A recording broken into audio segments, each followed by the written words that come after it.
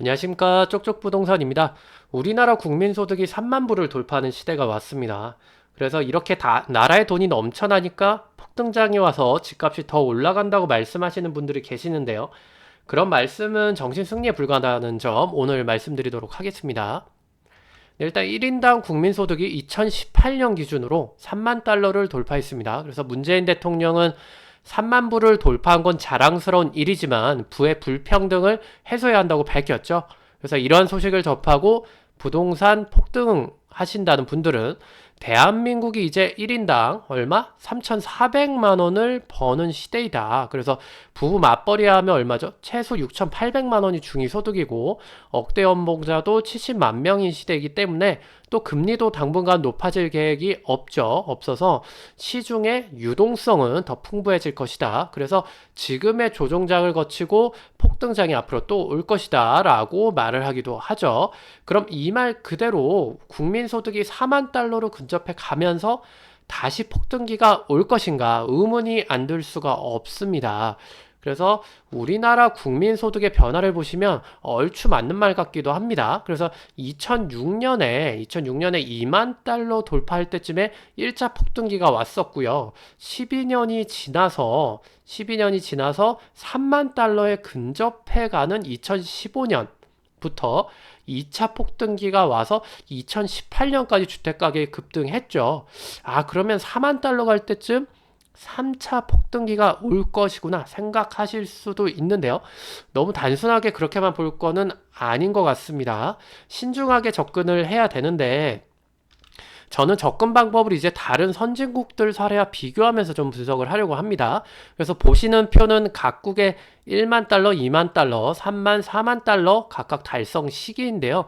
초록색 원인 3만 달러 달성 이후 4만 달러까지 오래 걸린 국가나 최근에 3만 달러를 달성한 나라를 1그룹으로 좀 잡았고요.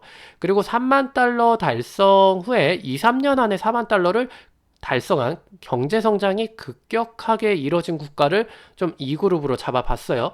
그래서 1그룹엔 미국, 이탈리아, 그리고 스페인이 속해 있고 2그룹엔 프랑스, 영국, 캐나다, 호주가 속해 있습니다. 그래서 1그룹 먼저 보시면 최근에 3만 달러 달성 후에 4만 불에 근접을 못하고 있는 국가들을 보시면요. 이제 1995년 부동산 가격을 100이라고 했을 때 다음과 같은 양상을 나타냅니다. 스페인은 이제 2007년에 이미 3만 불을 달성을 했는데 이후에 이제 경제 성장이 마이너스가 되면서 부동산도 급격히 무너지는 모습이고요. 보시면 거의 반토막이 나 있죠.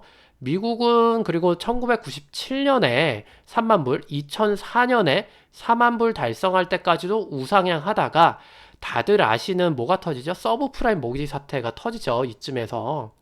서브프라임 모기지 사태로 촉발된 2008년 금융위기로 인해서 주저앉았고 이후 회복돼서 현재는 이제 4만 불을 달성한 2004년 시기, 이 시기의 부동산 가격으로 회복을 한 상태입니다. 그리고 이탈리아도 보시면 3만 불을 2004년에 달성을 한 다음에 소폭 상승을 하다가 우하향하는 지금 그림을 보여주고 있거든요.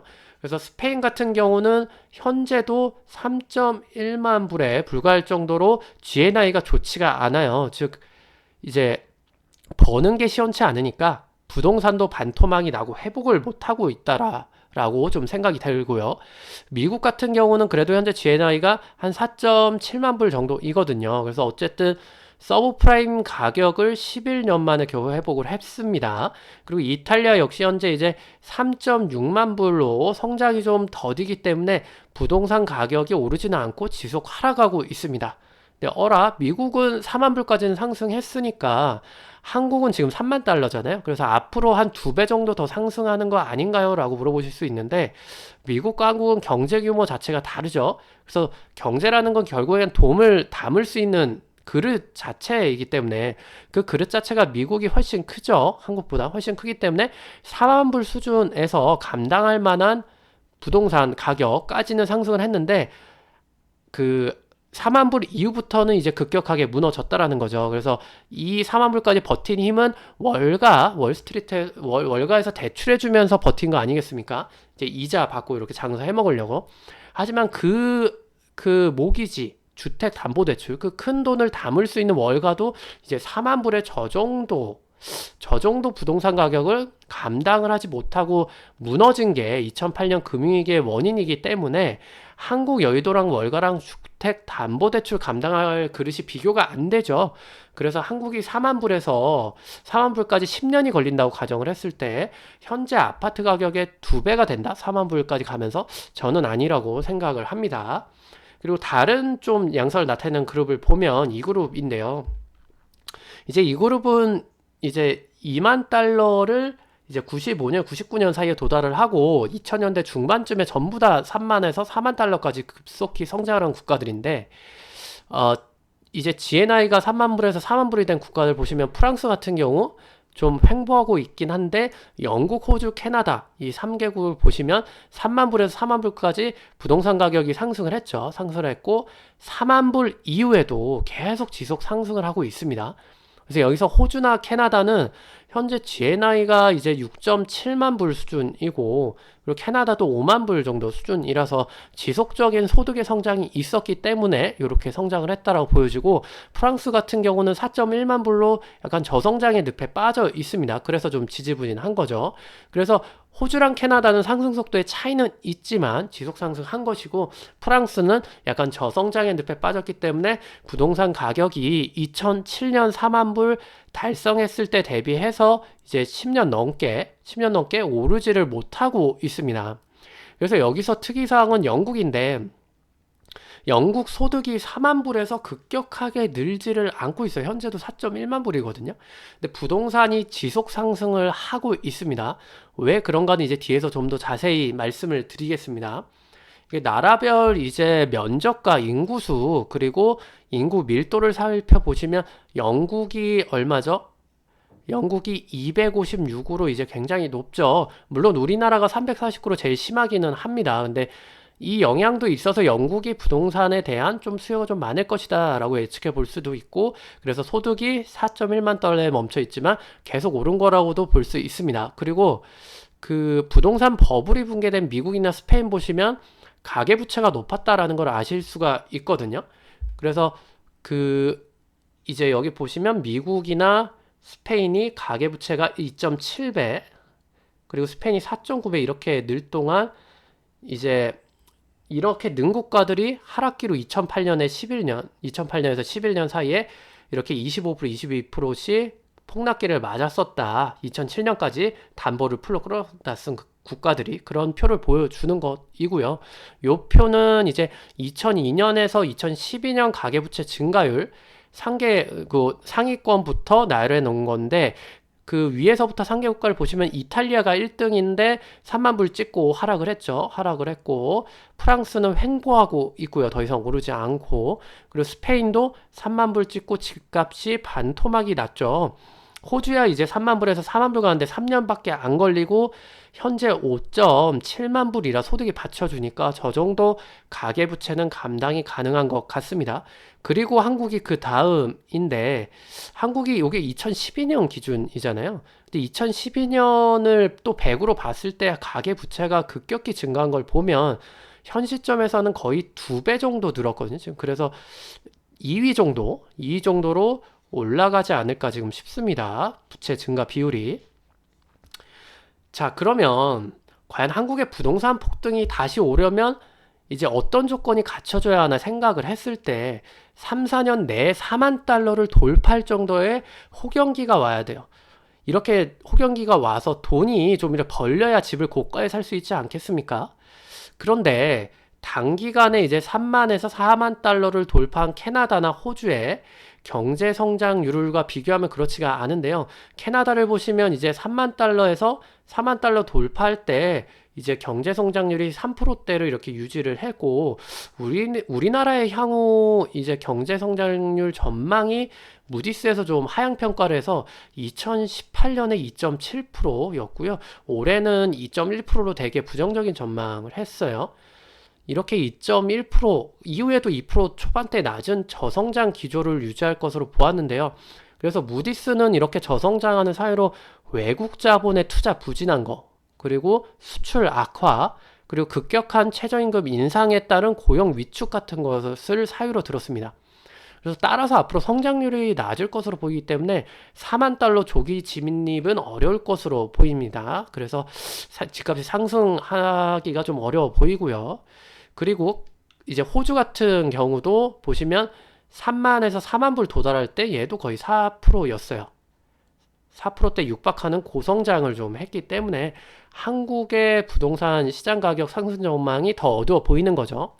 그래서 현대경제연구원에서 만약 우리나라가 3% 이상대의 GDP 성장률, 경제 성장률을 유지를 하면 2023년에 4만 불 도달하고 2%대로 낮으면 최소 빨라야 2027년 이후에나 도달할 것이라고 밝혔기 때문에 지금의 전망으로는 최소 10년 이상 걸려서 4만 불을 달성할 거라고 좀 예측이 되고 있습니다.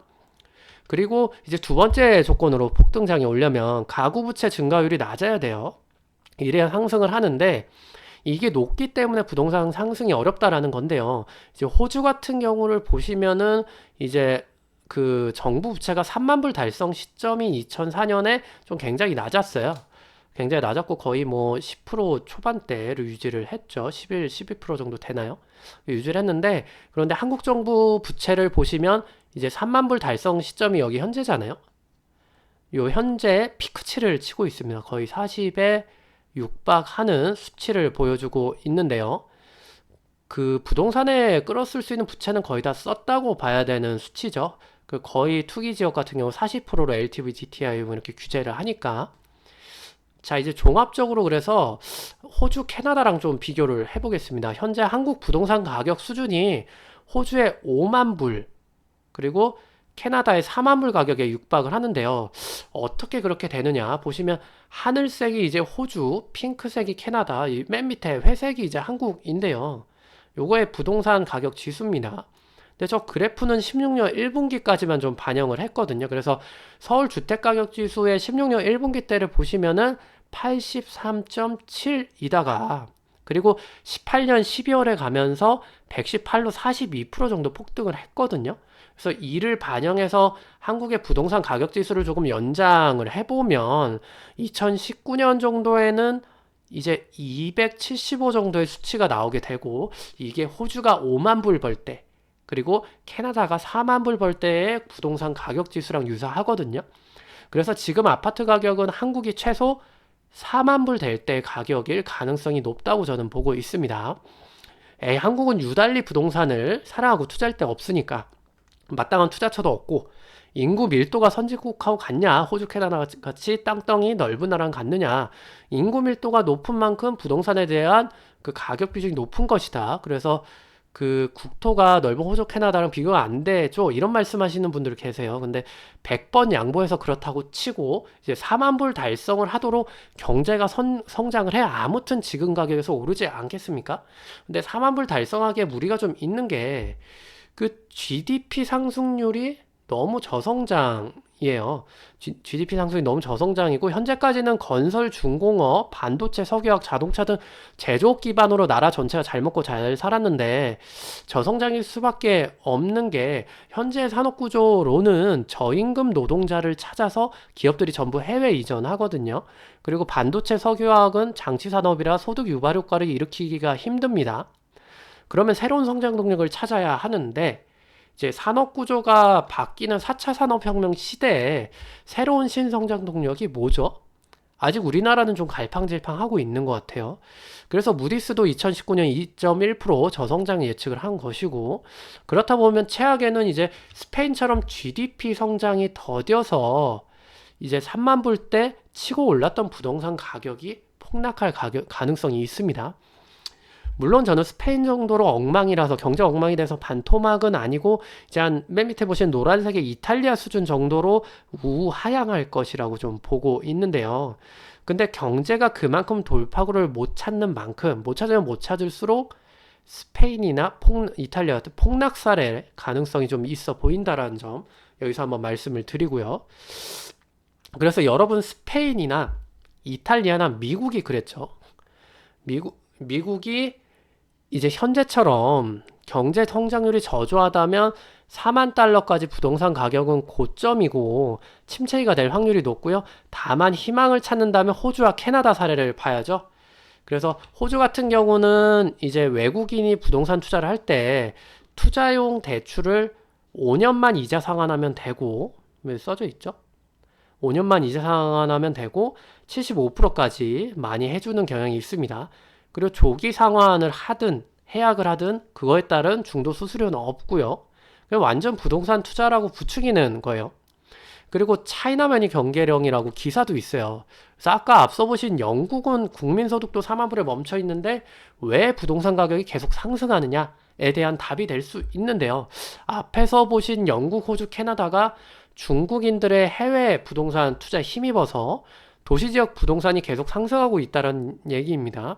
그래서 공산주의인 중국에서는 사유재산에 대한 통제가 굉장하죠. 그래서 중국에 돈 번 부호들이 많은데 이들이 현금은 막 이렇게 해외로 송금하거나 이런 걸리니까 해외에 마땅한 투자처로 부동산을 찍고 투자를 하기 때문에 저런 상승이 가능한데요. 한국도 뭐 한때 제주도 땅을 중국인들이 싹쓸이 가기도 했고요. 근데 아직은 서울에 대한 본격적인 투자가 이루어지지 않았기 때문에 중국 자본이 유입되면 우리나라도 저성장에도 불구하고 상승할 가능성은 있습니다. 그런데 아까 호주 대출 상품 왼쪽에 있는 거 보셨잖아요. 제가 중국 부호면 높은 경제 성장률과 대출 상품이 아주 잘 나온 호주에 무기명으로 투자를 하지 우리나라에 투자하지는 않을 것 같아요. 또 우리나라 외국인의 부동산 취득에 관한 법을 보시면 60일 내 실거래가를 외국인은 신고를 해야 됩니다. 그리고 대출 한도도 40% 낮잖아요, 서울에. 그래서 그리고 또 외국인은 군사시설, 야생 생태경관, 문화재 구역 같은 데도 또 투자하지 못하죠. 이러니 이제 지난주에 뭐 버닝썬 사태 가지고 그것이 알고 싶다 방송도 하던데 해외 자본들이 한국 클럽에 불법 투자해서 돈 세탁을 하는 것 같더라고요. 제가 보기에는. 근데 왜 이럴까요? 쉽게 부동산을 사서 거기다 묻어두면 되지 왜 클럽에 투자를 하겠습니까? 이것도 실거래 신고 영향이라고 볼 수 있을 것 같습니다. 그래서 떳떳하지 못하게 번 돈, 이 돈 넣기에는 중국 투기꾼들 입장에서는 한국 부동산은 실거래가 신고하고 실명제이기 때문에 매력적이지가 않은 것 같고요. 그래서 자, 아파트에 남아있는 예를 들어 투기꾼이 있다면 뭐 지금 자금 흐름이 끊겨서 죽을 마실 거예요. 거래가 안 되니까.